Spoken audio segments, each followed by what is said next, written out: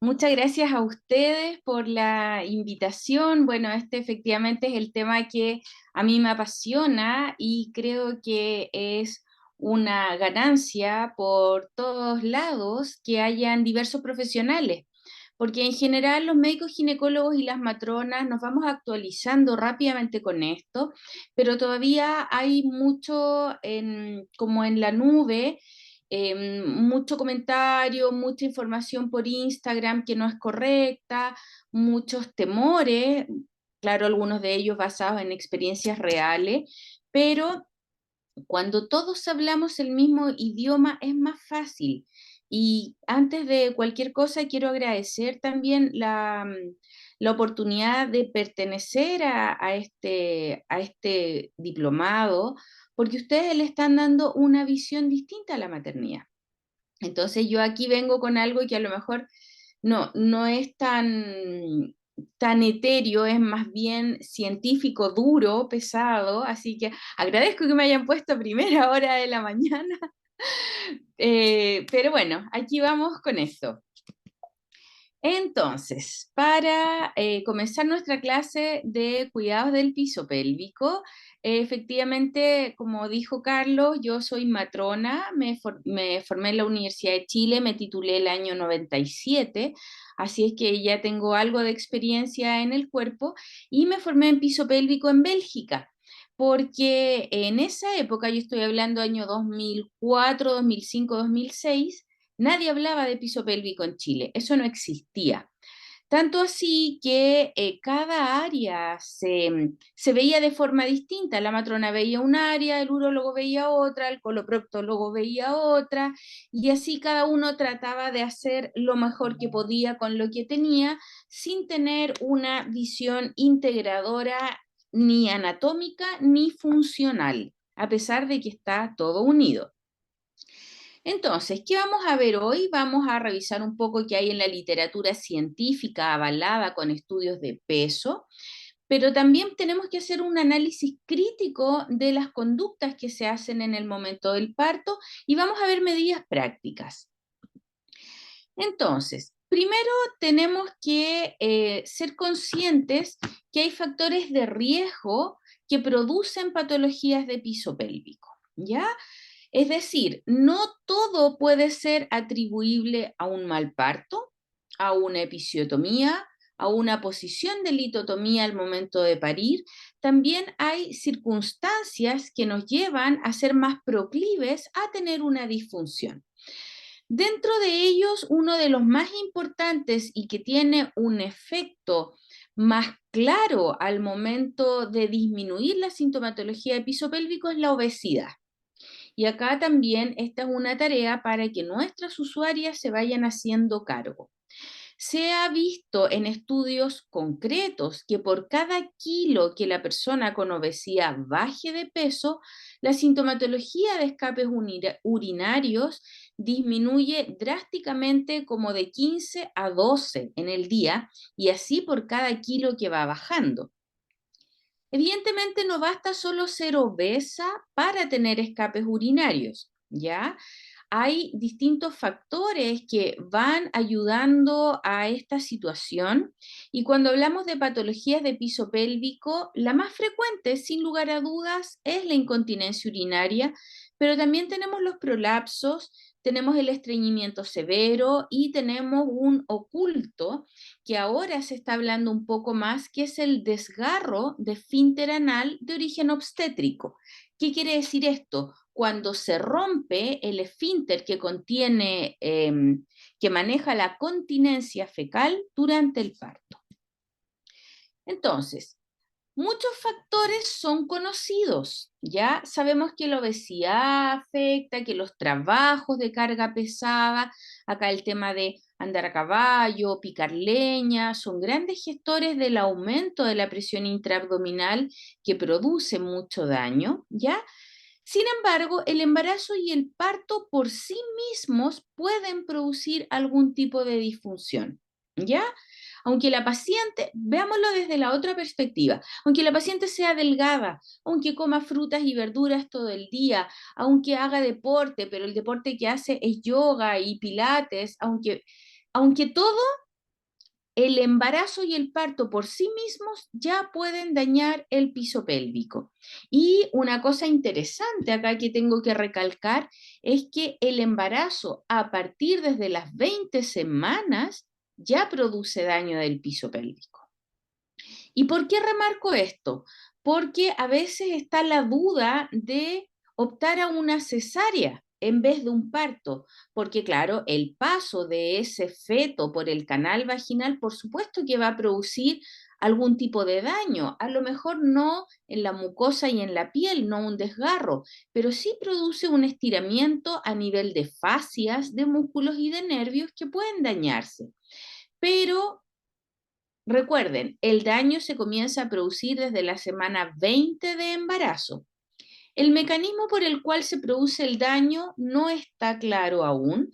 No se sabe si puede ser por efecto de las hormonas, del peso, del feto, del cambio del centro de gravedad que produce un cambio en la postura de la persona, basculando el abdomen hacia adelante, abriendo las piernas y la cabecita hacia atrás, la marcha de pato que hablamos muchas veces cuando hay un embarazo muy grande, que este cambio del eje central del cuerpo se hace con la finalidad de mantener mayor estabilidad para la paciente. Entonces el mecanismo aún no se conoce, pero sí se sabe que hay daño. ¿Ya? Bueno, entonces, una vez que todo esto ya son situaciones o que podemos hacer algo, por ejemplo, dejar el tabaco, bajar de peso, tener mejores hábitos, hay veces que sí podemos hacer cosas, pero hay veces que no podemos hacer nada. Por ejemplo, cursando un embarazo o un embarazo gemelar, ¿ya? Entonces, antes de que la paciente llegue a su parto, ¿qué podemos hacer como consejos generales? Primero, tratar de que la paciente tenga una gestación primero con un peso adecuado, ¿ya? Acá la consejería pregestacional que hacen las matronas es fundamental, no solo por la adición del ácido fólico para prevenir las patologías del tubo neural, sino que también para tratar de que la paciente se embarace con un peso, un IMC normal. ¿Por qué? Porque también se ha visto que el sobrepeso y la obesidad gatillan otro tipo de patologías mucho más severas, como son la hipertensión y la diabetes. La colestasia también se ha visto aumentada en pacientes obesas y patologías cardiovasculares en general, ¿ya? Después, el incremento de peso debiese ser regulado durante la gestación. ¿Por qué? Se ha visto un impacto significativo y estadísticamente aplicable también en aquellas pacientes que suben más de 20 kilos de peso durante su embarazo. ¿Ya? Entonces, lo ideal, insisto, es partir con un IMC normal y no subir más allá de 20 kilos. Lo otro que podemos hacer educando durante todo este proceso antes de la gestación es en los hábitos defecatorios. El hábito defecatorio normal, que es lo que está regulado por las definiciones en la Organización Mundial de la Salud, es que una persona tendría que defecar todos los días, 3 veces al día. Sorpresa, ¿cierto? Qué pena que no pueda ver sus caras, pero generalmente acá comienza un poco la incomodidad, porque la gran mayoría de las mujeres tienen estreñimiento en este país, por un tema dietético, por una parte, pero también por un tema cultural. Se nos enseña desde muy chiquitas a no sentarnos en baños ajenos o de colegio o de universidades que no estén limpios, esperar a llegar a la casa para ir al baño. Y recordemos que la musculatura, las tenias intestinales también tienen musculatura lisa, evidentemente, tienen peristaltismo, ¿cierto? Entonces les vamos enseñando a que sean más complacientes y vayan pudiendo guardar más materia fecal en sus espacios y con eso se va produciendo una disminución de la sensibilidad. Entonces, si sus hijos son pequeños y les dicen que tienen ganas de hacer caquita, perfecto que haga caquita donde pueda, después se limpiará bien el baño, no sé, utilizaremos algún tipo de medida, usaremos de estas toallitas húmedas o de cloro que se hicieron tan famosas con la pandemia para andar en la cartera y poder limpiar un baño, pero los hábitos defecatorios son fundamentales. Y la OMS, no se asusten, también refiere que puede ser considerado normal cuando la persona va al baño una vez por día, siempre y cuando esta deposición sea blanda, es decir, sentarse, defecar y salir del baño. Así de rápido, no sentarse eternamente con el teléfono, con el diario, a tratar de que salga alguna bolita dura, ¿ya? ¿Por qué los hábitos defecatorios son importantes antes del parto? Porque el pujo constante en una estructura anatómica como la pelvis, que ya está embebida de hormonas que producen relajo, como la relaxina y la progesterona, entonces una paciente que esté pujando constantemente va a ir dañando su piso pélvico en todo lo que dura la gestación. Y acá también hay que ser muy responsables, sobre todo acá un llamado a las matronas, porque nuestras usuarias son grandes usuarias, o sea, nuestras mujeres son grandes usuarias por protocolo del sulfato ferroso. Y todas las que hacemos consultas sabemos que el sulfato es horrible porque produce un estreñimiento severo. Entonces, si es que la usuaria tiene la posibilidad de cambiar por un Fisiofer, por alguna otra alternativa, veámoslo. A veces los visitadores médicos también nos hacen llegar muestras, guardémoslos para estas pacientes que tienen estreñimiento severo y tratar de ir complementando con una buena nutrición, que sería lo adecuado. Bueno, medidas de higiene perineal. Y esto siempre hago la diferencia que la higiene no es mantener el popó limpio con agua, con jabón, con talquito. No, es como cuando hablamos de higiene dental, que es el hábito de lavarse los dientes 3 veces al día o después de cada comida, sobre todo con preocupación en la noche. Eso es la higiene dental. Bueno, tenemos también la higiene perineal, que se refiere a tener micciones regulares, controladas, sin pujo y sin apuro cada vez que tengamos ganas, y no que pasen más de 4 o 5 horas entre cada micción. ¿Ya?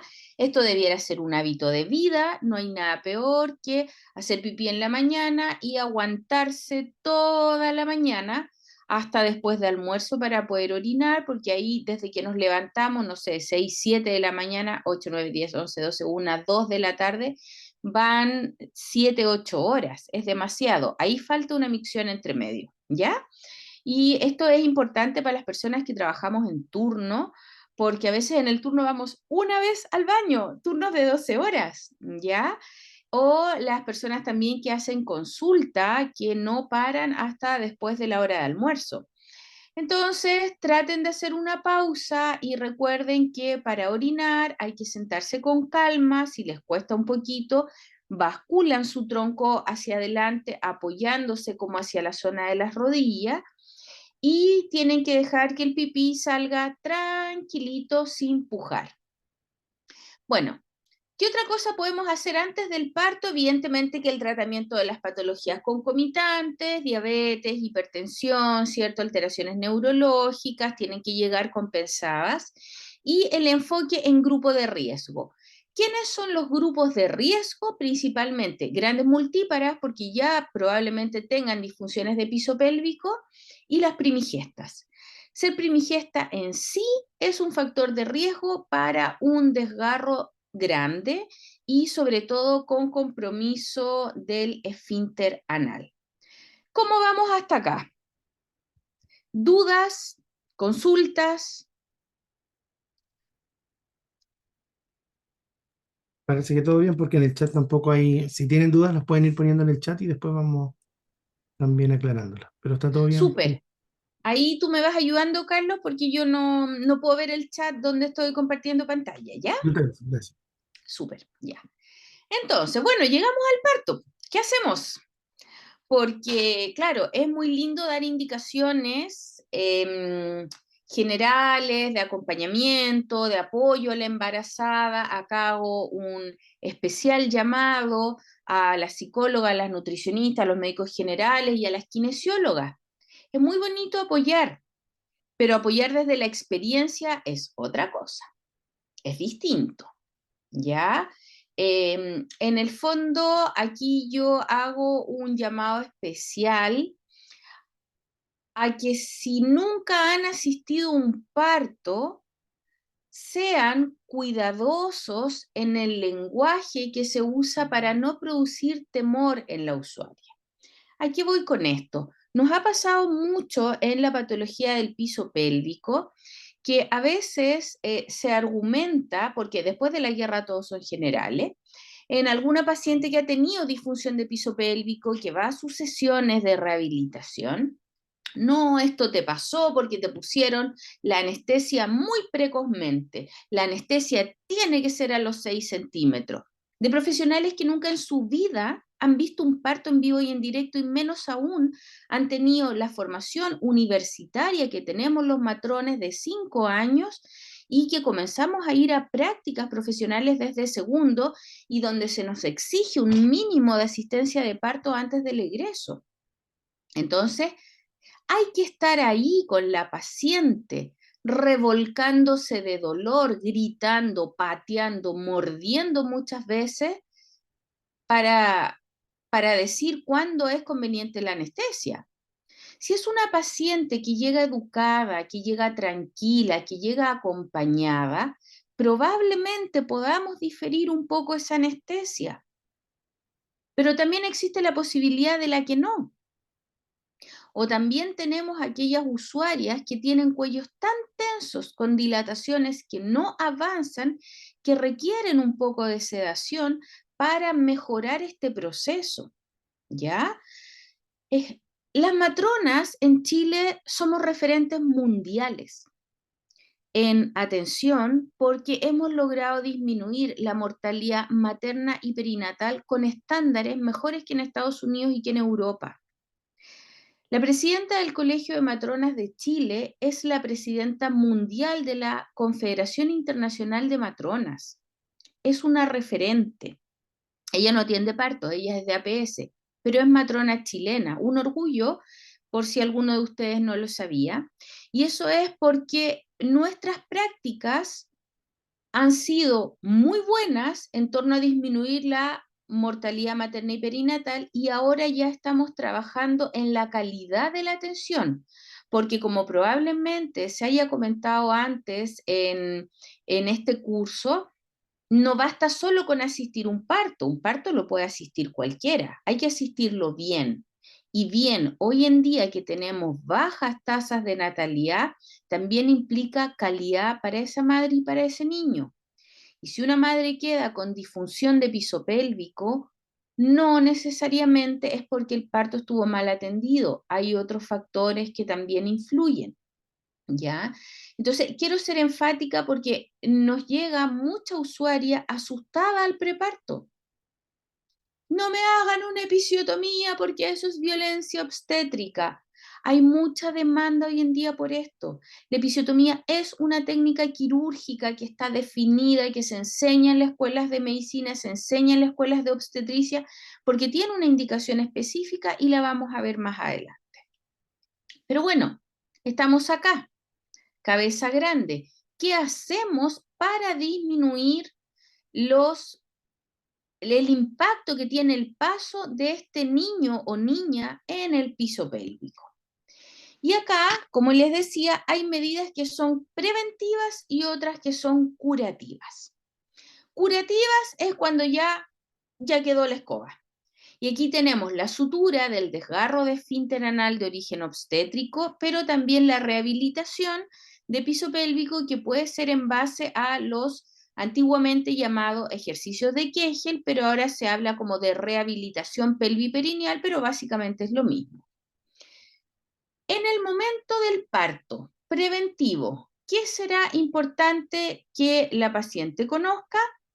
Ejercicios de piso pélvico, claro. Se habla mucho del pujo en expiración.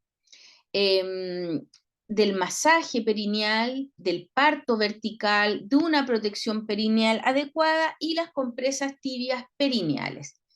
Todo esto es de lo que se habla, pero vamos a ver qué hay en la evidencia científica, porque una cosa es que se diga y otra es que funcione, ¿ya?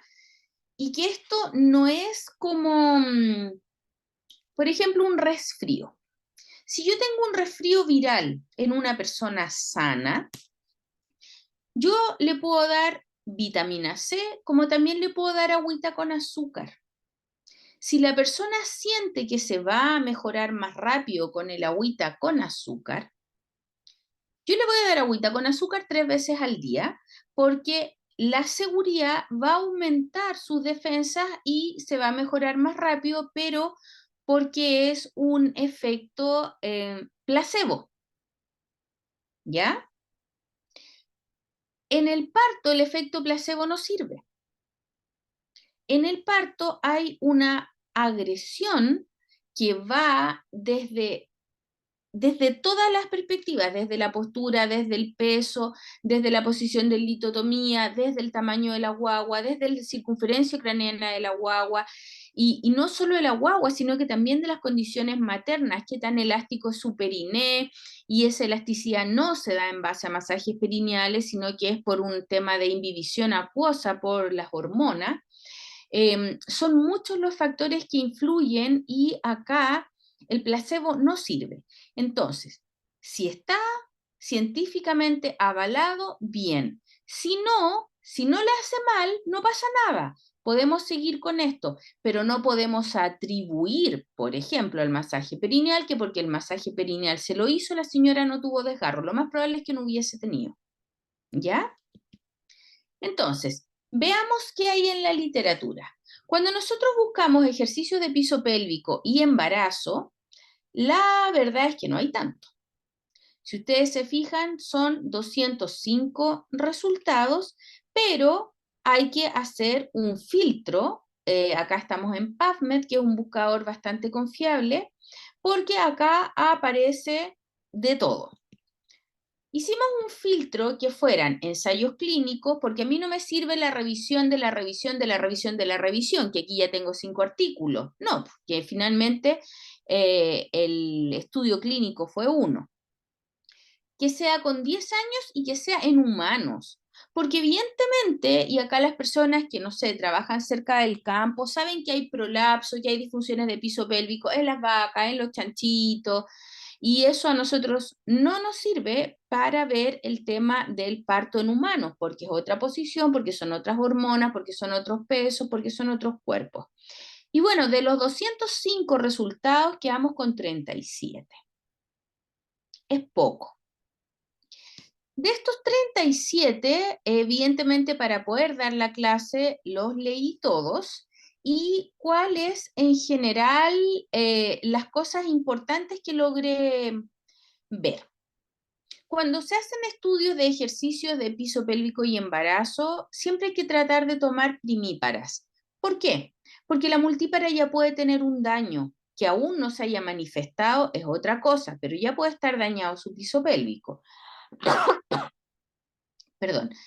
Y les traje este estudio como de referencia, que es un estudio que si bien tomó pocas mujeres, no son tan poquitas, son 230, tomaron primigestas desde las 20 semanas de gestación y fueron seleccionadas para participar en un estudio de ejercicio de piso pélvico con una forma muy estructurada que incluía tres repeticiones de 8 contracciones de 6 segundos cada uno y descansando 2 minutos entre repeticiones, así como una receta de cocina. 3 veces al día, haga 8 contracciones, apriete, suelte, apriete, suelte, apriete, suelte.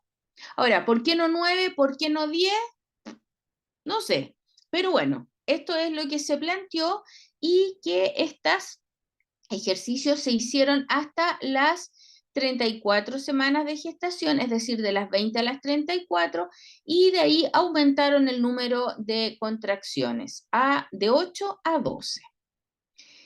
¿Qué se encontró también en este estudio? Que las 120 pacientes que hicieron los ejercicios se compararon con 110, que fue el grupo observacional. ¿Y qué se encontró? Que había un impacto importante en aquellas pacientes que tenían mayor incontinencia de esfuerzo en 19% en las que hicieron ejercicio versus 37% en las que no los hicieron, ¿ya? Ahora, igual hubo un 19% de pacientes que quedó con incontinencia de esfuerzo a pesar de haber hecho los ejercicios. Entonces, insisto, esto es multifactorial, ¿ya? Pero claramente entre hacer ejercicios y no hacer, las pacientes que hicieron tuvieron menor incidencia de incontinencia de estrés, ¿ya? Ahora, en una perineometría, que es medir el periné con una cosita que es como un globito que se infla para ver la fuerza, no hubo gran diferencia entre las mujeres que hacían ejercicios y las que no. Entonces, basado en estos descubrimientos, dijeron que hacer ejercicios de piso pélvico supervisados disminuía el riesgo de tener incontinencia urinaria de esfuerzo. Y acá el supervisado lo puse subrayado y en negrita porque no es lo mismo dar una indicación de cómo hacer un ejercicio de Kegel, leer un manual de cómo hacer un ejercicio de Kegel o verlo en la televisión o escucharlo en la radio. El ejercicio de Kegel tiene que ser evaluado mediante un tacto vaginal. Y los profesionales que tienen la mejor capacidad de evaluar la fuerza muscular mediante un tacto son los médicos ginecobstetras y las matronas. Porque, y es súper sencillo, no es nada complejo. De hecho, las matronas que antes, por ejemplo, no medían fuerza, lo pueden comenzar a hacer porque lo hacemos en todas las consultas. Cuando hacemos el tacto vaginal, introducimos nuestros dedos en la vagina de la usuaria y le decimos, señora, apriéteme los dedos. Y eso se evalúa en una escala que mide fuerza que va del 0 al 5, donde 0 es que no hay contracción y el 5 hay una muy fuerte sujeción de los dedos del operador. Encontré este otro artículo también que trataba de buscar un protocolo de atención prenatal y ejercicios de preparación para el parto. Y en general, lo que se encuentra en todos los artículos de preparación y ejercicios para el parto, aquí se los traje resumidos, es que los ejercicios de piso pélvico tienen que ser supervisados por un profesional competente, desde la semana 28 hasta la 37 de gestación. También tienen que tener actividades educativas y de soporte psicológico, ¿ya? Por ejemplo, el programa Chile Crece Contigo nos da bastante amplitud para poder poner distintas temáticas dentro de un marco concreto que nos sugiere el Ministerio de Salud, pero podemos irlas variando según las necesidades locales que tengamos. Pero las actividades educativas son fundamentales para que la usuaria llegue más tranquila a su parto. Estas actividades físicas tienen que continuarse en sus propios hogares y también con supervisión. No basta que la usuaria vaya a hacer sus ejercicios de Kegel cada 2 semanas o una semana a la consulta de la matrona. Ella tiene que seguir haciendo estos ejercicios en su casa y acá es importante el acompañamiento que nosotros podamos darle, quizás con un recuerdo, con un correo masivo, con una llamada telefónica, porque en general cuando alguien comienza a entrenar piso pélvico, los 3 primeros días son muy juiciositas en hacer sus ejercicios y al cuarto se les olvidó, al quinto ya no importa, al sexto lo hago mañana y esto se pierde. Ahora, hay que tener también una mirada crítica cuando uno hace este tipo de protocolos, es que los resultados dependen en gran parte del esfuerzo de cada una de nuestras pacientes. Nosotros podemos ser la mejor matrona, la mejor kinesióloga del mundo mundial de piso pélvico, tener programas súper estructurados, ordenaditos, bonitos, la consulta preciosa, un sistema acogedor, pero si la señora no sigue las indicaciones, ya se aleja del protocolo y del apoyo que se les puede dar, y esto pasa en general en todas las patologías crónicas. Bueno, conclusión. ¿Sirven los ejercicios de piso pélvico? Sí, sí sirven. Primero, mejoran la propiocepción, es decir, lo que la paciente siente, la hace más consciente de su cuerpo. Fortalece los esfínteres y el músculo puborectal, empodera a la paciente en su maternidad, tiene potenciales beneficios, no tiene grandes contraindicaciones, que no significa que no tenga contraindicaciones, y esto lo vamos a ver ahora, y hay un mejor enfoque y acercamiento al parto y a la pareja. Contraindicaciones para hacer ejercicios de Kegel para fortalecer la musculatura del piso pélvico, el estreñimiento, la dispareunia, que sea por causa muscular, porque, bueno, los que trabajamos en el área sabemos que puede haber una dispareunia y no tiene que ver con el piso pélvico, puede ser perfectamente una infección vaginal activa, ¿ya? Entonces, puede ser una erosión, una lesión vesical, puede ser un prolapso de útero, y eso no se mejora, eso no es un problema de piso pélvico, y de hecho las infecciones vaginales son muy frecuentes. Entonces, grandes contraindicaciones no tiene, pero sí la contraindicación tiene relación cuando la paciente contrae mucho, tiene una dispareunia de penetración o tiene un estreñimiento muy severo. ¿Por qué? Porque lo que vamos a hacer con estos ejercicios de Kegel es fortalecer más el músculo, un músculo que ya tiene una hipertrofia. Entonces le vamos a producir más daño que beneficio. Por ende, la rehabilitación de piso pélvico en base a Kegel no es una cosa que podamos subir en TikTok o mostrarlo abiertamente en no sé, en Instagram. Aquí lo que hay que hacer es primero una evaluación mediante un tacto vaginal y ahí evaluar si la paciente es candidata a esta preparación con ejercicios. Bueno, del pujo en expiración se habla mucho, ahí están comenzando a aparecer artículos. Aquí traje uno muy bonito que es de Amadi, perdón, del 2017, que es el efecto de una técnica de respiración y qué pasa con el piso pélvico en el momento del parto, y este es muy bonito porque fue un estudio clínico y se publicó en un nursing de enfermería y matronería en un journal. Entonces, tenemos que entender que el pujo se produce por efecto de la musculatura abdominal y la fuerza de la contracción uterina, no por el efecto de la respiración, ¿cierto? Este estudio clínico fue en 166 mujeres nulíparas, ya vamos por ahí bien, y lo otro con embarazos de término. Y que esto es súper importante porque a veces meten al saco todas las embarazadas y no es el mismo riesgo para dañar el piso pélvico un prematuro de 32 semanas que va a pesar 2 kilos que un parto de término de 3,8 kilos, ¿ya?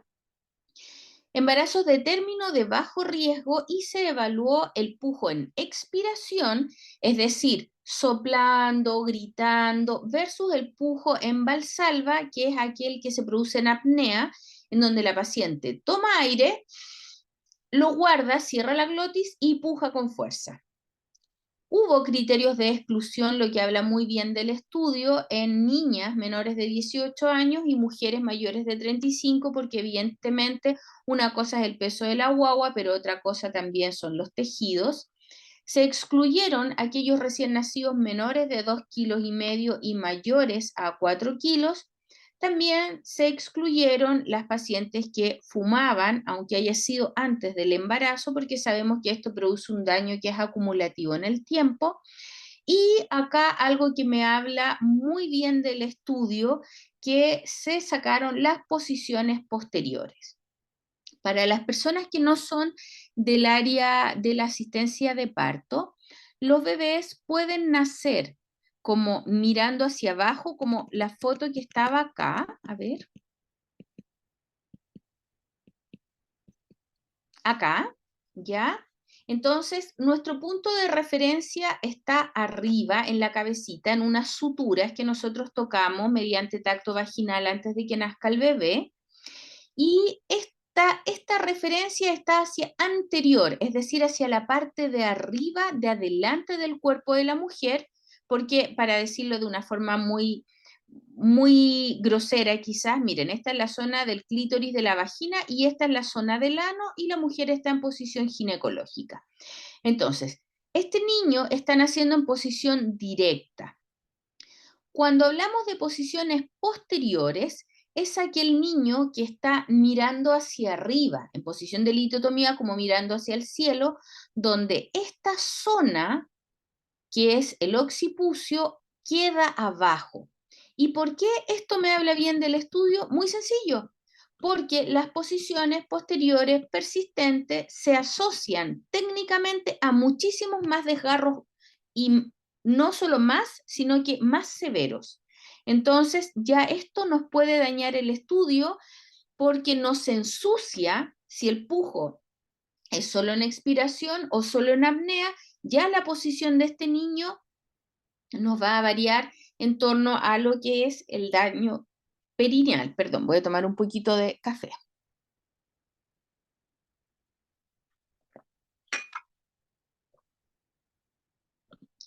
¿Qué se vio en este estudio? Tenemos acá las usuarias con técnica de expiración y acá con maniobra. Entonces, el p-value nos da un impacto importante, que es menor a 0,005, de trauma perineal y laceración posterior. Es decir, la paciente que puja en expiración, según este estudio de 200 pacientes, tendría menos riesgo de una laceración posterior, ¿ya? Y de un trauma perineal en general. Entonces, ¿qué nos dice esto? Que se reduce la incidencia de daño, que las laceraciones grado 1, es decir, aquellas que solo son de piel y mucosa, muy superficiales, 2 y 3 son mayores cuando se puja en apnea. Que en la episiotomía no hubo diferencias estadísticas en el tipo de pujo y lo que sí, el pujo en expiración prolonga los tiempos del expulsivo, ¿ya? Y esto es súper importante también porque nosotros podemos educar a nuestras usuarias en torno al pujo en expiración. Pero el pujo en expiración aumenta los tiempos de salida de ese niño. Y hay que ser muy valiente para arriesgar un resultado perinatal que finalmente conlleva a una asfixia y a un daño cerebral o incluso a la muerte fetal, para que la paciente esté pujando siempre en expiración y prolongar mucho los tiempos de salida de ese niño. Si el niño está bien, si la evaluación de esos latidos cardíacos fetales es perfecta, démosle nomás, que la señora puje en expiración, gritando, soplando, silbando, como a ella le parezca más adecuado y se sienta más cómoda. Pero si los latidos están bajos, lo que yo necesito es sacar ese niño. Ahora, ya, inmediatamente, por la vía más expedita, ya sea un forceps o un pujo materno en Valsalva. Todos hemos visto la Teletón. Muchos de los resultados perinatales ominosos son secundarios a una asfixia perinatal y una asfixia que evidentemente era inmanejable. A lo que voy es que no podemos decir que todo puede ser blanco o negro. Es delicado decirle a la paciente que no puede pujar en Valsalva porque le va a hacer mal, que tiene que pujar en expiración. Si no sabe pujar en expiración, ese niño va a quedar atrapado en esa vagina. Y no es cosa de que uno meta la mano y lo saque como saca una papita de un saco. No, no funciona así. Son centímetros, muchas veces son milímetros que nos da de espacio ese niño para salir. Entonces, cuando los latidos están bajando, ese niño tiene que salir. Da lo mismo como puje la paciente. Tiene que salir ahora. Y quiero ser súper enfática con eso. Si el piso pélvico se daña, no importa, se repara después. Pero tenemos un niño sano. ¿Ya? Ahora, ¿qué pasa con esto?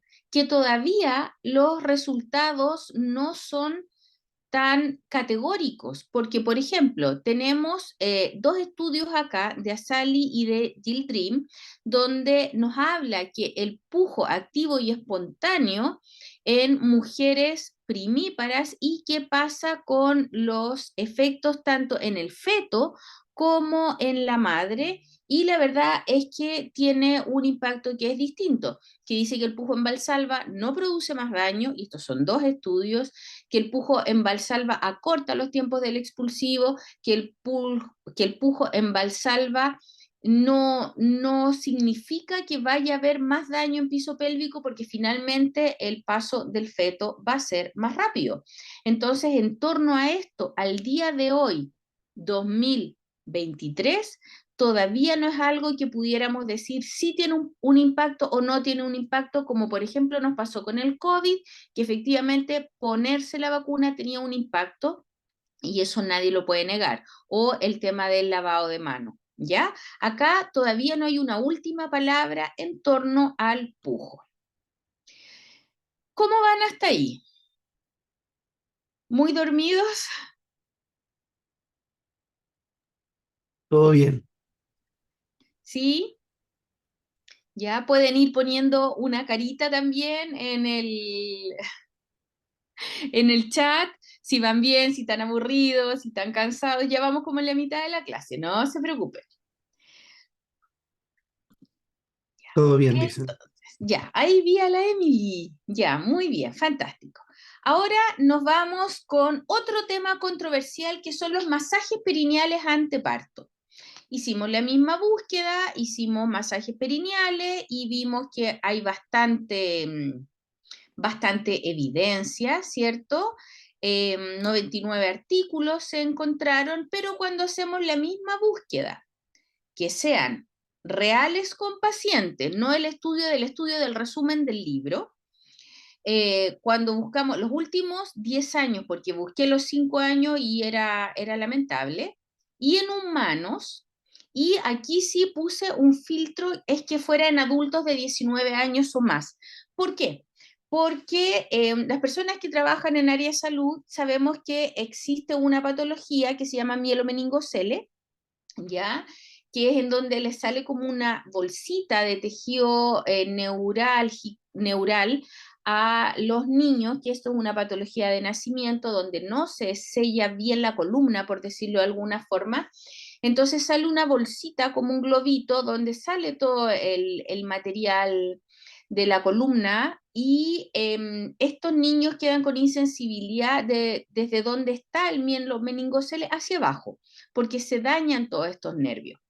Entonces, el tema del masaje perineal en niños con mielomeningocele se usan como masajes de Credé para poder apretar la vejiga y que los niños puedan orinar, sobre todo cuando son muy chiquititos. Cuando ya son más grandes se les enseña el sondeo intermitente, ¿ya? Entonces, que solo fueran humanos no nos servía porque tenemos los niños con esta patología, entonces tenían que ser de 19 años y más, y ¡oh, sorpresa! De más de 100 artículos nos quedamos apenas con 9 que evaluaron masaje perineal. Entonces, en relación a la masoterapia, hay dos estudios que siempre se hacen referencia, que les ponen el título, que dicen, oh, publicado en el Cochrane, súper bacán. El Cochrane es por decirlo, es como una biblioteca donde muy buenos artículos salen publicados y y el Cochrane es como una referencia importante para todos. Y fíjense que acá yo les traje este artículo para que hiciéramos un análisis duro. Yo soy docente académico de la universidad, entonces soy bastante estricta en el tema de no quedarse con el titular, y creo que es un ejercicio muy interesante, sobre todo en los periódicos, sobre todo en los titulares de las noticias. No se queden con el título, ¿ya? Entonces, si bien este está en el Cochrane, por eso lo tomé, fue el primero que agarré, y además que no ha salido otro de este peso, entonces si bien es un poquito antiguo, 2013, sigue siendo mucha referencia para páginas de TikTok, de Facebook y de personas que ofrecen el masaje perineal. ¿Por qué? Porque está en el Cochrane. Y el título dice, masaje perineal antenatal para reducir el trauma perineal. Súper clarito, ¿cierto? Y además se hizo en Australia, que son centros que llevan muchos años trabajando en piso pélvico. Entonces, si leemos acá con cuidado, nos dice que, se los traje traducido, que la estrategia de búsqueda fue embarazo y parto, ya que se hubiese publicado antiguamente en el Cochrane, en el PubMed o en el Embase, ¿ya? Cualquiera de esos artículos servía. Incluso tomaron unos que eran del año 1966 hasta el 2012, lo que nos da un rango bastante amplio de búsqueda, considerando que en el 1966 ni siquiera se usaban las mismas técnicas de asistencia de parto que se usan ahora, ni los protocolos de registro eran los mismos, se ocultaban muchas cosas. ¿Cuáles fueron los criterios de selección que utilizó este autor? Dice, ensayos controlados aleatorios, perfecto, y cuasi aleatorio. Ya, y con el cuasi a mí me queda la duda, porque no es ni chicha ni limonada. Que evaluaron cualquier método descrito de masaje perineal antes del parto. Cualquier método. Es decir, aquí no hay una evaluación clara si el masaje tiene que ser con un dedo, con dos dedos, si te lo tiene que hacer otra persona, si te lo tienes que hacer tú misma, si tiene que ser desde el principio del embarazo, si tiene que ser al final del embarazo, si tiene que ser con lubricante, si tiene que ser sin lubricante, si puede doler, si no puede doler, nada, todo servía. Como decimos en buen chileno, todas las micros servían aquí, todas las papas se metieron en el mismo saco, ¿ya? Y que se hubiesen realizado durante al menos las últimas 4 semanas de embarazo. ¿Y qué reportó nuestro artículo? Dicen ellos que el masaje perineal digital se asoció a una reducción global de la incidencia de traumatismo que requiere sutura. Bacán, wow, súper. Segundo, no se observaron, esto lo dicen los autores, no lo digo yo, no se observaron diferencias en la incidencia de desgarros perineales de primer, segundo, tercer o cuarto grado de traumatismo perineal. ¿Ya? Aquí las matronas van a poder deducirlo con más facilidad. Si ellos dicen que haber tenido un masaje reduce la incidencia del trauma que requiere sutura, pero no hay diferencia entre las pacientes que se hicieron masaje versus las que no se hicieron masaje en los desgarros de primer, que como les digo, son esas fisuritas de mucosa muy superficiales, segundo, tercero o cuarto grado ya es la patada, es cuando está todo roto, cuando hay una conexión entre la vagina y el ano, ¿ya? Si no hay diferencia entre ningún tipo de desgarro, entre hacerse masaje y no hacerse masajes, ¿cómo se puede deducir que si el masaje reduce la incidencia de un traumatismo que requiere sutura, si no hay diferencia en los traumatismos? ¿Qué suturaron o qué dejaron de suturar? ¿O es muy tonto lo que estoy diciendo, así tipo muñeca Barbie? ¿Por qué? No entiendo, es incoherente, ¿ya? Ahora, solo las mujeres, otra deducción de los autores, solo las mujeres que tuvieron un parto vaginal anterior informaron una reducción estadísticamente significativa de la incidencia de dolor a los 3 meses posteriores al parto. Pregunta para matrona. ¿Cuántas de sus pacientes multíparas, porque aquí se fijan partos anteriores, después de 3 meses posparto, todavía está con dolor en el piso pélvico? Casi ninguna, con o sin masaje, ¿ya? Entonces, me quedan las dudas. Y bueno, este mismo autor dice, no se observaron diferencias significativas en la incidencia de partos instrumentales. Estas son de las pacientes que se hacen versus las que no se hacen masaje, recuerden. No hay diferencia en instrumentalización del parto. ¿Qué quiere decir eso? Forceps o espátulas. No hay diferencia en satisfacción sexual. No hay diferencia en incontinencia de orina, de heces o de gases para las mujeres que se realizaron el masaje en comparación con las que no se dan los masajes. Conclusiones. El masaje perineal prenatal reduce la probabilidad de traumatismo perineal. Broma. Y el informe del dolor perineal en curso es generalmente bien aceptada por las mujeres. Es decir, más encima les duele, pero las mujeres lo aceptan porque sienten que con eso se van a desgarrar menos. Es raro, ¿cierto? Bueno, para evitar suspicacias, traje otro artículo que decía lo mismo, que este se llama, pareció, el masaje perineal prenatal previene el trauma del parto, que es otro autor, que es Dean Seehausen, ¿ya? Y ¿qué dice? Aquí se lo traje textual, no lo quise traducir para que no digan, ay, no, es que la traducción malintencionada nos está quitando la pega del masaje perineal. No, yo lo que quiero es que lean los artículos, que no se queden con el título. ¿Qué dice este otro? No se encontraron diferencias en la incidencia de primer, segundo, tercer o cuarto grado de trauma perineal. Y en todo caso, hay una incidencia de realizar episiotomías, pero que esto es una cosa que se está realizando alrededor del mundo, no por hacerse o no masajes perineales. ¿Ya? ¿Y esto por qué? Porque tiene un fundamento. Efectivamente, las personas que asistimos partos sabemos que la vulva de la mujer tiene una elasticidad muy distinta en el momento del parto, que a veces uno puede meter una mano entera incluso para ayudar a una rotación, versus una mujer que no está embarazada o está al principio del embarazo. Y esto tiene una explicación científica. Tenemos que considerar que hay un estiramiento de las fibras de piso pélvico, ¿ya? Y acá, qué desarrollaron estas personas?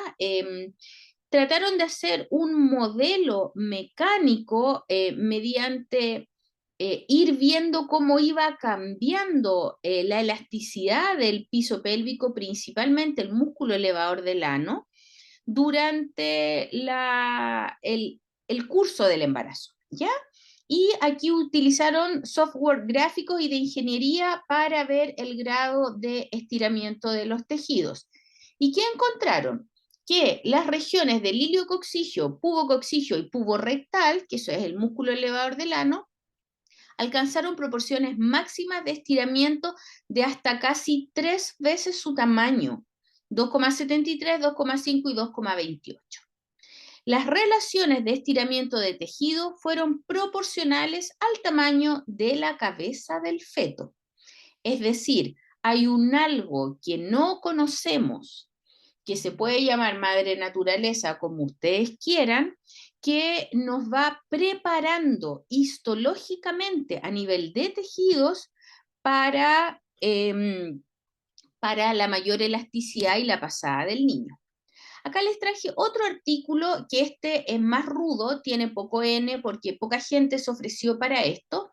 Y aquí lo que se vio es que cuál es la preparación del cuerpo, específicamente el piso pélvico para el parto. Y en este estudio que está publicado en el American Journal, que fue bastante controversial, se les hizo biopsia a las mujeres, comparando el músculo tibial posterior con los músculos del piso pélvico, y se les hacía biopsias regularmente desde la semana 20 hasta el parto. ¿Y qué se vio? Que el músculo de piso pélvico tiene una estructura que cambia a lo largo que aumenta el embarazo, aumentando su longitud muscular hasta un 37% en base a aumento del número de sarcómeros. Recuerden que los sarcómeros, los que les gustaba biología en la universidad o en el colegio, son esas maquinitas de la musculatura que hacen la contracción, ¿cierto? Que se apretan y se sueltan para la contracción muscular, pero de matriz extracelular hasta un 140%. ¿Qué implica esto? Que hay una matriz de colágeno extracelular y un aumento de número de sarcómeros que nos produce esta elasticidad de forma natural. ¿Ya? ¿Y qué pasó posparto? Que la longitud de la fibra disminuyó, pero el colágeno extracelular se mantuvo harto tiempo, incluso hasta las 12 semanas posparto. Entonces, el aumento de la longitud de la fibra es protectora, evidentemente, contra una lesión muscular. ¿Por qué? Porque es como un elástico que cede mucho más y nos ayuda a las grandes deformaciones mecánicas que se producen en el momento de la asistencia del parto. Y la matriz extracelular aumentada puede proteger a las fibras musculares de la tensión mecánica excesiva. Es como un bálsamo, es como que va ayudando a este aumento de la elasticidad, proporcionando un elemento elástico paralelo que limita la deformación de la fibra.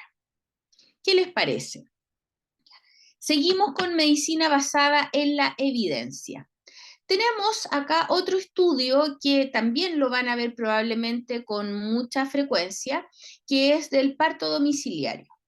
Es un estudio muy bonito que se hizo para ver injurias perineales y posición de parto en casi 3.000 mujeres de embarazo de bajo riesgo. Fue un corte prospectivo desde el año 2008 al 2013 que se hizo en Suecia, Noruega, Dinamarca e Islandia, en donde se vio que las mujeres que parían en domicilio tenían una prevalencia de un trauma perineal severo cercano al 0,7% y de episiotomía del 1%. Y no se encontraron asociaciones entre posiciones sacroflexibles, es decir, con el sacro libre, de lado, en cuadripedia o en cuclillas, y con trauma perineal severo, pero sí con menos episiotomía. Y una buena evaluación de lesiones perineales, es decir, hacer un tacto rectal para ver si efectivamente hay lesiones o no, este 1% aumentó casi al 4%. Bueno, ¿qué pasa con estas pacientes que deciden parir en domicilio? Si lo miramos así fríamente, suena bacán. Menos episiotomía, menos trauma perineal severo, un 1% es mucho más bajo de lo reportado en la literatura. ¿Ya? Pero bueno, veamos concretamente. Primero, hay un sesgo de la población que elige parir en domicilio.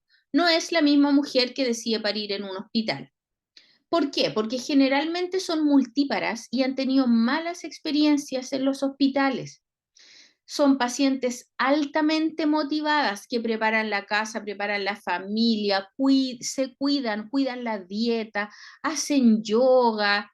Entonces, probablemente si esa paciente decidiera parir en hospital, también tendría buenos resultados.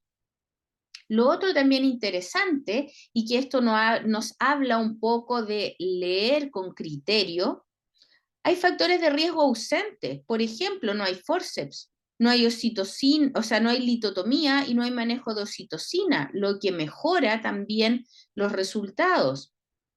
pero falta información en este artículo específicamente sobre las prácticas en el expulsivo que utilizaron los médicos o las matronas o las comadronas para prevenir lesiones perineales, es decir, fue hands-off o fue afirmando el piso pélvico, con algún tipo de protección especial. Y no hubo diferencia entre posiciones sacroflexibles y lesiones que requieren sutura o trauma perineal severo, pero ojo, no hay información sobre un tacto rectal posterior. Si no hay tacto rectal, no podemos saber cuántos traumas posteriores severos hubo, porque muchas veces la mucosa vaginal puede estar indemne y el esfínter puede estar roto. Entonces, ¿cómo podemos decir simplemente que no hay, que el trauma perineal y sobre todo trauma posterior es menor si no hay un tacto rectal? No se puede clínicamente. Es como, por ejemplo, tratar de evaluar prevalencia de VIH sin tomar un examen de sangre o de saliva. Es decir, en este curso, por ejemplo, en este curso de la universidad, nosotros no tenemos VIH y en este curso de al lado sí hay uno. ¿Por qué? Porque ese uno se hizo el examen. Entonces es poco serio y es una tontera con lo difícil que es hacer investigación, con los recursos, con el tiempo, con el esfuerzo, con el corazón que hay que tener para hacer investigación. Que se ensucien los estudios por no haber visto esto es realmente lamentable. Les traje ya un último estudio para ir terminando, que es el programa multicéntrico que hicieron en un hospital para disminuir la incidencia de desgarros de esfínter anal de origen obstétrico. ¿Y qué trataron de hacer acá? Utilizaron 40.152 pacientes desde el 2003 al 2009, donde se asistieron partos vaginales mayores de 32 semanas y todos hospitalarios. ¿Y qué es lo que ellos hicieron? Primero, capacitaron a matronas con experiencia en una técnica específica de asistencia de parto. Perdón. Ellas capacitaron al resto del equipo porque nadie, ni una persona que no asistiera con esa técnica podía asistir parto. Y esto incluía internos, becados, internas de obstetricia, matronas, ginecólogos, todos tenían que hacer una protección perineal adecuada, que se las voy a mostrar ahora de qué se trata, y en caso de requerir una episiotomía, hacer una correcta técnica de episiotomía, ¿ok? En ese contexto, era todo o nada, que es la mejor forma de hacer estudios clínicos. ¿De qué se trata esta intervención? Primero, la cabeza de la guagua tiene que bajar lentamente en el expulsivo, pero tiene que haber una protección con la otra mano en el piso pélvico. La mujer debiera no pujar en el momento de la salida de la cabeza y hay que apoyar la deflexión de la cabeza. Apoyamos el hombro posterior desde el rafe vulvar y una correcta técnica de episiotomía, como les había comentado, en caso de ser necesario. Les traje un video porque esto es como raro, pero primero quiero contarles que de estos 4 hospitales, el Oasis, que es el desgarro de esfínter anal, bajó de un 5% a un 1,73% después de esta forma de proteger el piso pélvico. Y en un hospital específico se redujo el trauma del 4 al 1,9 luego de la intervención. Este es un estudio muy, muy bonito de una mujer, la doctora Catherine Laine, que lo pueden buscar, que está en el British Medical Journal. ¿Ya? Esta es la técnica con la cual nosotros debiésemos proteger el periné. Acá un dedo, acá el otro, pero no la mano estirada, como nos enseñan a nosotros, con la manito estiradita, apoyamos con compresita, ¿cierto? Y dejamos que salga la cabeza. El dedo, meñique, anular y medio tienen que estar doblados para ofrecer un soporte en el piso pélvico y de esa forma distribuir la fuerza que se produce en el rafe posterior al momento de la salida de la cabeza. ¿Ya? ¿Qué produce esto? Reduce la tensión lateral, hay que fijar los dedos, se puede utilizar compresa, pero no de esta forma como nos enseñan a nosotros. ¿ya? Y no sacar la mano en el momento que sale la cabeza. Este es el video. Entonces, esta situación nosotros la hemos visto, esto se presentó en un congreso mundial hace muchos años en Irlanda, como por ahí por el 2014 creo, yo tuve la suerte de estar ahí, así que este video está como de primera línea, y esto vino a cambiar la praxis de la asistencia de parto en muchos países del mundo.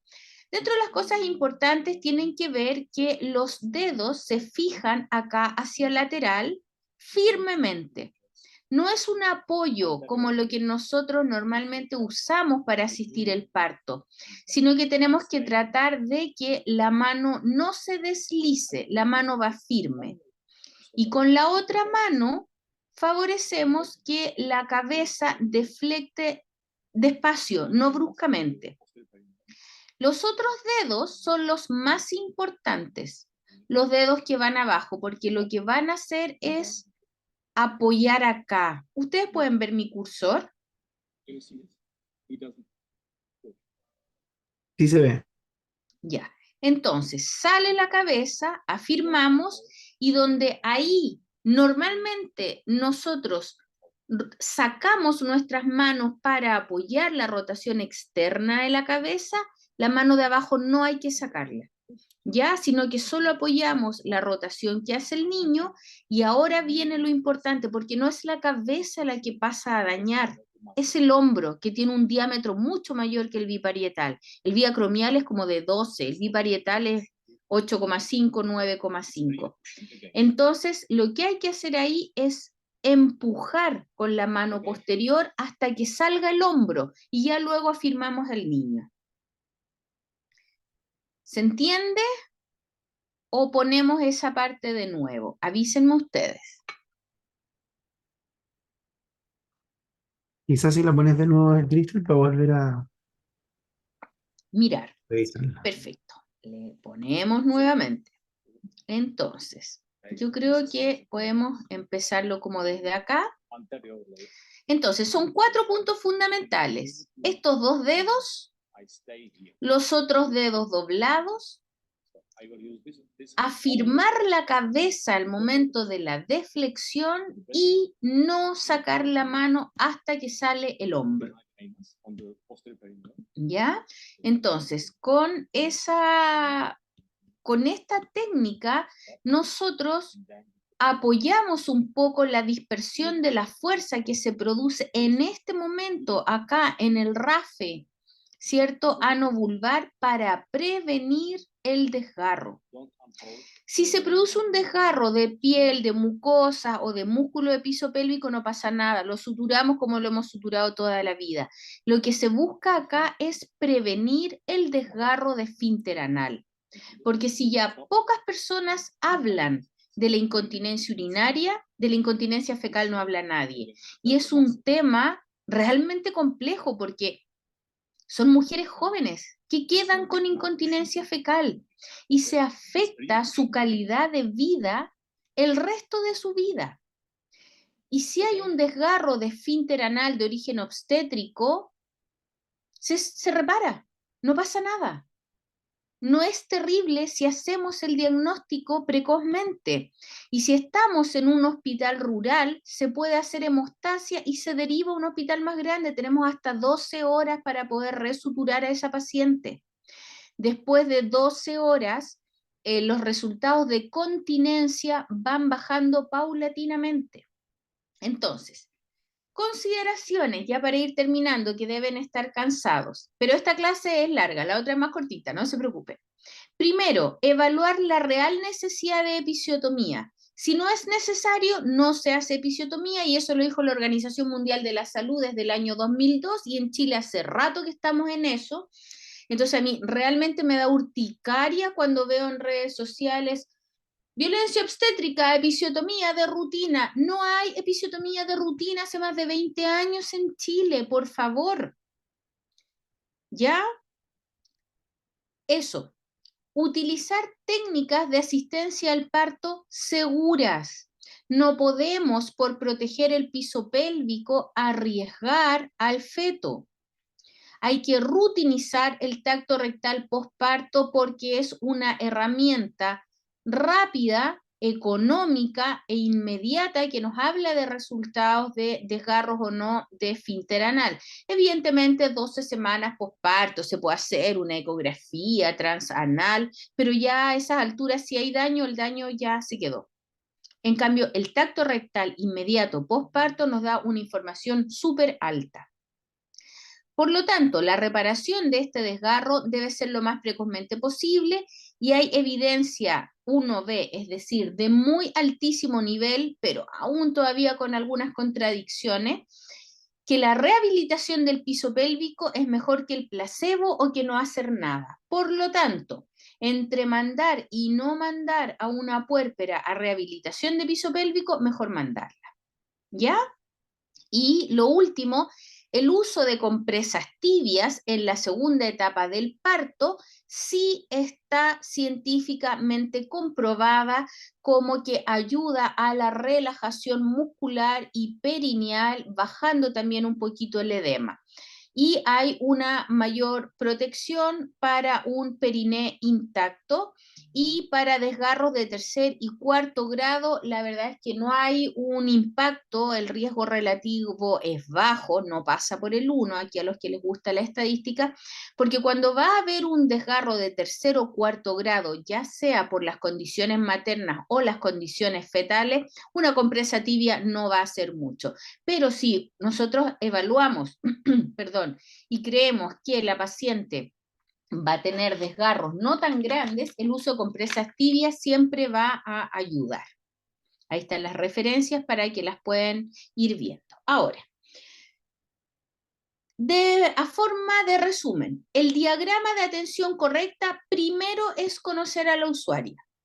Uno no llega, bueno, sí, antes era un poquito más, la paciente que llegaba completa, pujando, gritando y asistíamos el parto. Hoy en día esto es más infrecuente, pero primero tenemos que conocer a la usuaria e identificar los factores de riesgo para un desgarro de esfínter anal de origen obstétrico, que es nuestra complicación mayor, ¿ya? Si la paciente no tiene factores de riesgo, asistimos al parto como a ella más le acomode acompañando este proceso. Si la paciente tiene factores de riesgo para hacer un desgarro de esfínter anal, ya sea que sea primípara, como hablamos durante la duración de esta clase, que es una posición posterior persistente, que está obesa, que tiene edema genital, que está malnutrida, con hipoproteinemia, por ejemplo, pacientes, nos pasa mucho con usuarias que son muy pobres, entonces el consumo de proteínas que tienen es muy bajo, se está dando mucho en un contexto de migración también que hemos tenido específicamente en Chile. Entonces, esa paciente sí tiene riesgo de tener una ruptura esfínter anal. ¿Qué hacemos ahí? Episiotomía y protección perineal y tacto rectal. Si la paciente no tiene factores de riesgo, igual se le hace el tacto rectal porque igual tuvo un parto. ¿Ya? Eso. La alta calidad de la atención de un parto también incluye disminuir las secuelas físicas, pero también psicológicas. No basta solo con una madre viva y una guagua viva. Tienen que quedar en buenas condiciones. Y las secuelas psicológicas de una incontinencia fecal son dramáticas. Le cambia la vida no solo a la mujer, sino que también a la familia. La mujer deja de trabajar, la familia se empobrece, se desarma la vida sexual de esta mujer, tiene mucho, mucho impacto en todas las aristas de la calidad de vida. ¿Ya? Eso. Tengo un Instagram donde algunas veces voy subiendo capsulitas educativas por si lo quieren seguir. La evidencia más grande que hay es la que yo les mostré con el objetivo de reducir el trauma perineal, porque podemos tener distintos objetivos. Si nuestro objetivo es que el niño salga rápido, tiene que ser la asistencia de parto como lo hemos venido haciendo, ¿cierto? Sale la cabeza, sacamos el hombro anterior primero y después el posterior y el resto del cuerpo, ¿cierto? Si el objetivo es ese. Mi objetivo como especialista de piso pélvico, insisto, si los latidos están bien, va a ser disminuir el trauma perineal. Y esto es muy sencillo y es mecánica y física. El diámetro biparietal varía en sus diámetros, evidentemente según el tamaño del niño, pero es el biacromial el que pasa a dañar el piso pélvico, no el biparietal. Si ya sale la cabeza y ya sale sangre ahí, es que va a quedar un desastre a nivel de la musculatura y de la fascia, claramente. Eso lo hemos vivido todos los que llevamos hartos años asistiendo parto, ¿ya? Entonces, ¿qué pasa? Cuando sale la cabeza, en el mecanismo del parto, ¿cierto? Recordemos que hay una rotación externa de la cabeza y una rotación interna de hombros. Y si supongamos que la camarita es el canal vaginal y yo soy la guagua, ¿ya? Sale la cabecita, la guaguita queda así y la guaguita rota. Si yo saco primero el hombro anterior, el hombro posterior está cargando toda la zona posterior, desde el Douglas hacia abajo. Y ahí pasa a romper. En cambio, sí, lo mismo, sale la cabecita, rota la guaguita, y yo saco el hombro anterior, ¿cierto? Se produce la misma diagonal que yo saco cuando saco primero el anterior, pero me cargo hacia arriba, no hacia abajo. Y hacia arriba casi nunca se producen desgarros. Es una zona mucho más elástica porque hay una fascia que ayuda a mantener el cuello vesical en posición. Entonces, ¿qué pasa? Presiono hacia arriba, saco el hombro posterior y ahí después saco el hombro anterior y el resto del cuerpo. Es mecánico, ¿ya? Es Clarísimo. como cuando, no, me acordé de algo recién. No sé si ustedes cuando eran chicos jugaban a meterse como entre medio de las rejas de las casas. Y era, si tú tratabas de meterte como en la lógica, como entrar a una puerta, no entrabas. Pero si metías la cabeza primero, un hombro primero, después un pie, después podías pasar el resto del cuerpo. Había una forma, pero milimétrica, de entrar y de salir de esa reja. Esto es lo mismo. Entonces, claro, a veces hay niños que no sale, que no sale, que no sale, ¿y qué hacemos? Sale la cabeza y más encima lo basculamos para sacar el hombro anterior primero. O sea, más encima cargamos mucho más el hombro posterior de lo que nos dice la fisiología. Entonces, ahí es que se produce el daño. Y algo que nos dije que es súper importante, el esfínter del ano, como ese esfínter, es circular. Supongamos que acá está la vagina, acá está el ano. Cuando esto se rompe desde la vagina. A ver, ahí se ve mejor. Se rompe desde la vagina, ¿ya? Y el esfínter, como tiene una capa muscular tan firme, porque siempre está cerradito, salvo cuando vamos a hacer del 2, ¿cierto? Cuando se rompe, se retrae. Entonces no se ve a la inspección. Cuando uno agarra su compresita, comienza a secar para ver qué músculos se afectaron, no se ve el esfínter. Porque como es esfínter, se retrae. Se rompe, se retrae como un elástico, como un resorte. Cortaste el resorte, ¡ping! Se escondió. Entonces, por eso es fundamental el tacto rectal, para hacer el diagnóstico. Yo hago un tacto rectal que me demoro 2 segundos, le digo, señora, contraiga como aguantando un gas. Y si la señora me logra apretar el dedo, listo, estamos bien, no pasa nada, cambio de guante, procedo a mi sutura. O a mi no sutura, si genitales están indemnes.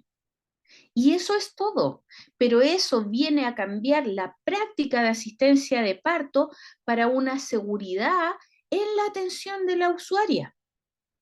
Lamentablemente los desgarros grado 3 y grado 4 en todos los hospitales, pero por sobre todo en las clínicas privadas, les bajan el perfil. Nunca dicen hubo un desgarro grado 3, es como un desgarro grado 2, claro, comprometió músculo, pero a veces llegan hasta las fosas isquiorrectales. Uno entra y no hayas cómo agarrar con la sutura de esa musculatura y no hay tacto rectal posterior para ver si está comprometido. A lo más se le hace un tacto rectal cuando han habido suturas muy grandes para ver que no haya un punto transfixiante. Pero no le dicen a la señora que contraiga. Ese tacto rectal tiene que ser antes de comenzar la sutura. Se pone el dedito, señora, apriete, listo. Y ahí sabemos al tiro si hay que reparar esfínter o solo musculatura del piso pélvico. Yo sé que es controversial y que es súper nuevo. Yo fui matrona de parto de un hospital grande en Santiago, de 2 hospitales grandes. Partí haciendo reemplazo en el Hospital San José, Camboya, y después fui matrona de parto muchos años en el Padre Hurtado. Y de ahí yo me fui a estudiar piso pélvico a Bélgica. Todavía no se hablaba de OASI. Volví 2006 a Chile y tuve esta capacitación y yo decía, Dios mío, ¿cuántas mujeres habré mandado para la casa con un desgarro y que ahora son incontinentes? ¿Cuántas? Tengo 26 años de matrona.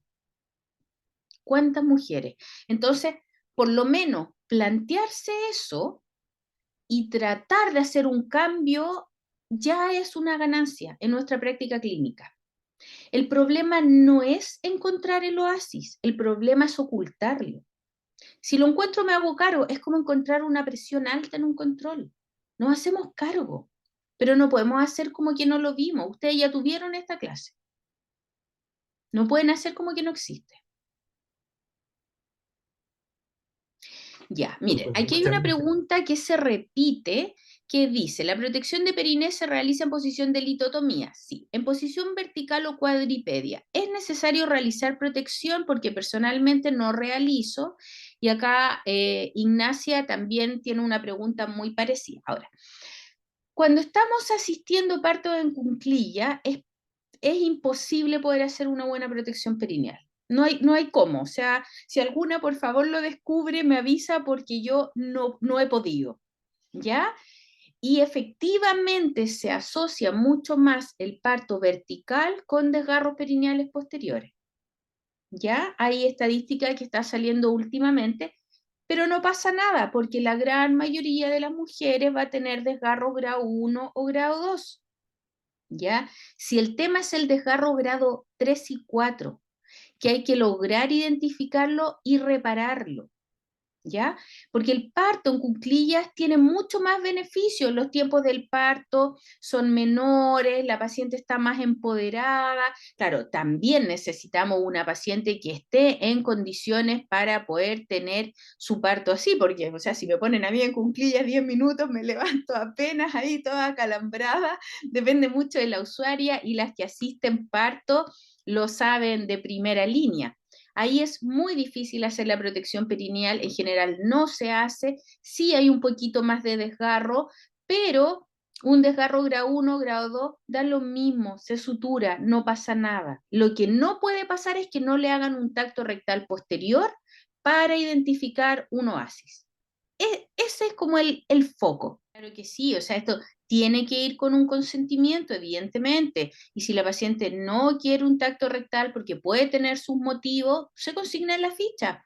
Paciente rechaza tacto rectal porque finalmente, si nosotros tenemos, a ver, bajo nuestra responsabilidad la asistencia del parto, y hay un desgarro que puede llevar en algún momento a esta paciente a ser incontinente, ya a esas alturas no va a tener reparación.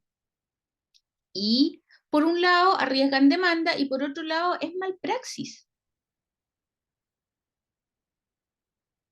Es así de frío. Si la estadística, mire, la estadística de OASI, que no es de qué se trata la clase, pero la tengo como fresquita, es en general hasta un 5%, pero en partos traumáticos y en primigestas puede llegar hasta como el 42%.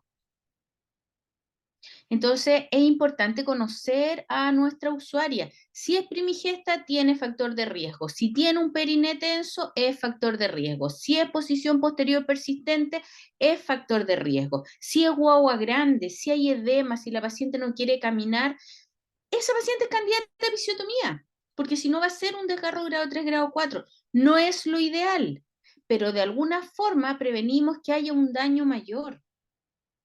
Yo no sé si alguno de ustedes, y ojalá nunca les pase, ha tenido que enfrentarse a un estallido vaginal.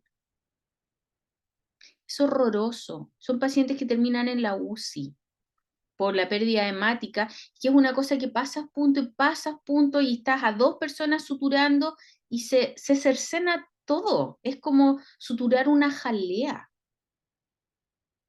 Ojalá que nunca les pase, pero estadísticamente les va a pasar. Y son pacientes que quedan después con vaginitas de este porte, incontinentes fecales, algunas quedan con fístulas urinarias, por no hacer una episiotomía. Entonces, las cosas en su justa medida. Si la episiotomía, siento yo que es como el permiso a los hijos.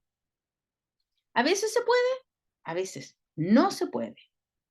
Es como, si yo tengo un hijo y quiero que use el auto, perfecto, pero no puede tener menos de, por lo menos 15 años. No le puedo pasar mi auto a un hijo de 3 años.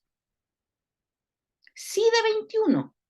Y sí, si yo he visto que no se alcoholiza, es responsable, sabe manejar, es como el paralelo. Episiotomía no debiéramos hacer, pero ojo, que no es que no debiéramos hacer bajo ninguna circunstancia, no. La episiotomía es una técnica que ayuda a disminuir los desgarros que tienen compromiso el esfínter anal, grado 3, grado 4. Es eso, no es más. Si la paciente, ustedes ven que cede el periné, que tiene pocos factores de riesgo, no se le hace episiotomía y eso va a ser el 80% de nuestras usuarias. Entonces, es eso. Miren, les voy a contar una historia. Hace un par de años se comunicaron conmigo desde el Ministerio de Salud para hacer una capacitación de piso pélvico en un hospital. Porque había un hospital muy bonito, muy nuevo, muy moderno en Santiago, donde eran muy cuidadosos del tema del parto natural y no hacer episiotomía y el acompañamiento y la sala SAIP y todo eso.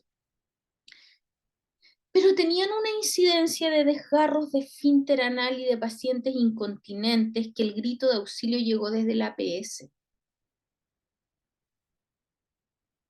Tenían una tasa como de 30% de incontinencias fecales en mujeres jóvenes. Y el ministerio se comunicó vía una universidad conmigo para hacerles una capacitación a este grupo humano que trató de hacer lo mejor que podía con lo que tenía y con lo que sabía. Si el tema, cuando uno quizás lo mira con un poquito más de madurez para atrás, decir, ya, escucha, los colegas trataron de hacer lo mejor, trataron de cambiar en su tiempo el switch de la episiotomía, la litotomía y todo eso, pero se pusieron a, no hay episiotomías, acá en este hospital no se hacen episiotomías, y no hacían. ¿Qué pasó? Estallidos vaginales, desgarros de esfínter anal, las colegas de APS odian ese hospital. Entonces, es complejo, porque en salud no podemos decir todo o nada. Ese es uno de los primeros errores que nosotros tenemos. No podemos dejar de hacer algo porque puede ser muy malo o hacérselo a todas las pacientes. Tiene que haber una madurez en la evaluación, en la toma de decisiones. Y para eso es fundamental conocer a nuestras pacientes y el equipo que nosotros tenemos. Si no tenemos buen equipo, hemostasia, se deriva a un hospital más grande y no pasa nada y la paciente se va a ir probablemente con una sonda, con laxantes, con muchas cosas, pero va a quedar continente. Entonces, no sé, es como un llamado a la atención de no radicalizar las posturas, sino que tratar de tomar conciencia de que hay ciertas circunstancias. Es como la radioterapia, uno dice radioterapia, oh, qué malo, radiación a mi cuerpo. Bueno, pero no es malo si tenéis un cáncer. Es lo mismo. Yo no le voy a ofrecer radioterapia a toda la gente que va pasando en la calle. Voy a tener mi grupo selecto.